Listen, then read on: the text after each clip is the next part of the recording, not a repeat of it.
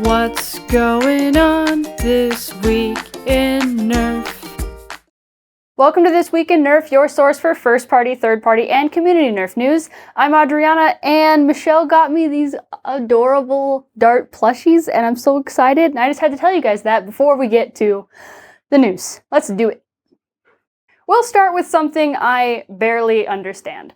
Buff Daddy found a Hasbro patent for a few different versions of a quick start for Flywheel blasters, and I'm going to be quoting him a lot here because I do not understand this document. Most of the ideas are to use a spring to start the flywheel rotation, others are using one motor to power everything, and another version is a clutch that prevents the pusher from moving before the motors reach a specified RPM. It seems like they're really trying to find a way to reduce the number of motors in blasters and even rev triggers in some cases. But that does seem to come at the cost of gears. So many gears. Nothing about this patent seems to point to a new blaster quite yet. The drawings appear to be mostly proof of concept using previously existing shells, so don't get too excited in the images shown in the patent yet. But the future is likely very exciting. Worker is releasing a new blaster. Pretty original, this one, actually. This photo was shared by AK Blaster Mod, and this is the Worker Phoenix. It is a triple stage, full auto, hurricane wheel blaster. It's a lot. It takes the angled Talon mags. You have to make sure you get the angled ones, not the straight ones if you decide to play with this blaster. The clear shell is super cool, always a fan of clear, but it is a very complex build. Alignment can be pretty tough with flywheels anyway, and now you've got 3 whole sets of them. Of course, you don't have to use all 3 stages, but if you do, that can introduce a lot of issues if you're not doing it correctly. It's also not an easy circuit. There are a lot of electronic stuff going on in this blaster. They didn't seem to leave a lot of room for a battery in there, so a battery stock appears to be a necessity if you plan to run this blaster. Between the shell itself and 3 pairs of flywheels and motors, this is probably going to be a pricey one, but clear shells are pretty cool, so meh. The Walmart listing for the Ultra Scream machine was live earlier last week for $35, but still doesn't have any photos on it. But Skullmasher has one in his hands and shared pictures. And that's when we discovered this is a reskin of a reshell. The Dorado was created by adding a stock and carry handle to the Ultra 2 blaster, and then the Scream machine is the Dorado, except it's blue instead of gold. Luckily, they give you 12 Screamer darts instead of 6, and so you can actually fill the blaster and the ammo storage, which is unusual a lot of times for Hasbro. I don't really know what clicked in my brain, but I actually really like this one. I think the blue is so much better looking than that hideous, not gold. And Screamer darts just seem like fun. I also really appreciate on the box, it no longer claims increased accuracy. I'm glad, because that was just a lie. American Foam also got one, and he opened up his, and he believes that you should be able to use the Elite conversion kits that were made for the Ultra 2. So that makes it super easy on modders who have a 3D printer or already have these parts. That's pretty cool. Looking forward to seeing some mods of this one. Rapidstrikes. Pew, pew, pew, pew, pew, pew, pew, pew, pew. Remember last week when I said that a cage would be ready soon for the Dino Squad Rex Rampage? Well, now it is, so thanks, Buff Daddy.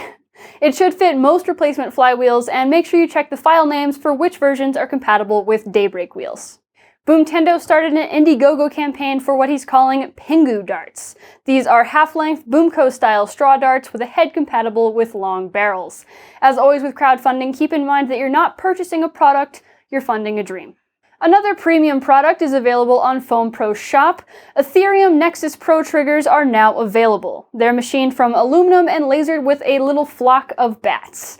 The red is already sold out and the silver is available for $23. I think I chose the Carney Rex Nerf cannon for mod of the week at some point, but here it is again because the files are now available for purchase.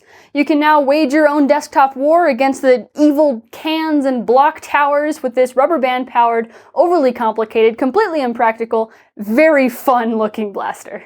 Haphazardly Named was kind enough to share step files of the Mark II grip panels. Now you can easily customize your blaster with a really cool design, maybe a club name, a logo, or whatever you want. And now the big story of the night, rival codename Innovation has been a mystery for a little while now. Future leaks found it was probably the Curveshot, but that didn't really clear much up. Suddenly, listings are live for purchase on Walmart without any photos or information, and of course, our infinitely curious community already bought some. So, at this point, I'm kind of wondering if that is a new Hasbro strategy, because it's been like that for every release so far this month. But AB Quintic showed us a first look at a new rival subline, Curveshot, and its debut blasters Flex and Sideswipe. While I think the codename Innovation is a bit grandiose for this line, there is an interesting feature, the Hopup muzzle twists so that you can curve your shots in other directions. I've played with this kind of feature a little bit on Out of Darts' Jupiter by twisting the Hopup ring, and it actually does work, at least in that application. The lighter ammo you use, the better it works, so if you buy cheapo knockoff rounds, you will get the best effect. We'll start off with the Flex. This is the single shot blaster. It's kind of similar to a Knockout, and that's $15. Somehow it looks like 3 times bigger than the Knockout and the same size. It breaks my brain, but it is approximately the size of a Knockout. It's also a lot fewer steps to prime it. You pull the handle, load the breech, and then you push in the muzzle. You don't have to worry about pushing in all the other different parts. It claims 90 FPS on the box, which is pretty standard for Rival and probably truthful.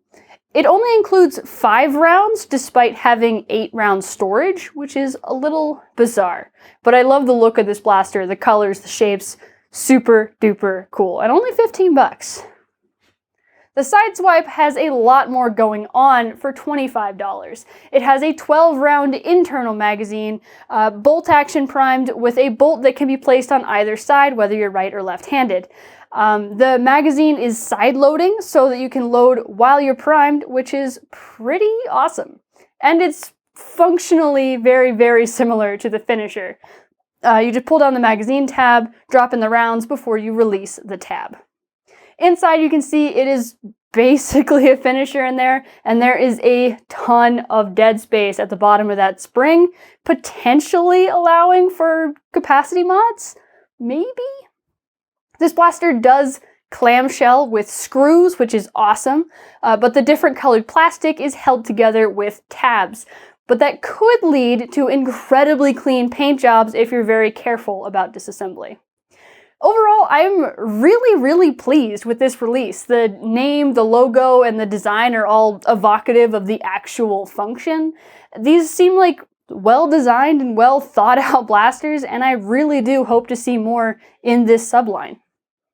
And now it's time for the mod of the week. And while Caged posted the photos, I believe New to Nerf created the actual blaster. This is the Whiteout Recon. For those who are confused, there is no Whiteout Recon. This is a paint job.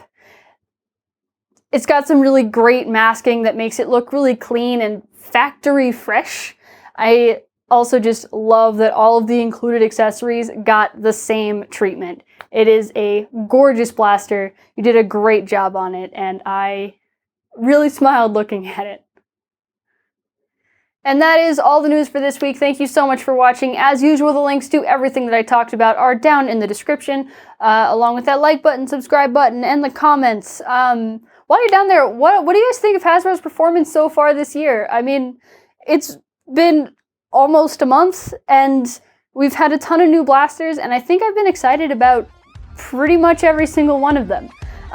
It's weird, and I like it. I hope that continues. Yeah. See you next week, Monday, 9 a.m. Pacific, right here.